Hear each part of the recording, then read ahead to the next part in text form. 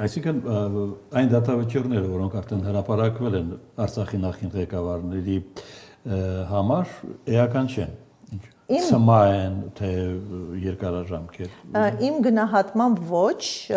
միջպետական փոխհարաբերություններում դրանք իրավական արժեք չունեն եւ դրանք չեն կարող բացաբար ազդել քաղաքական process-ների վրա եւ եթե քաղաքական առումով հասունանան ազատ արձակման լուծումներ, իմ գնահատմամբ այդ դատավճիռները չեն խոչընդոտելու գործընթացներին։ Այդ դեպքում Բաքվի ինչին է պետք այդպիսի դատավճիռ հրապարակել։ Այսպիսի դատավճիռներով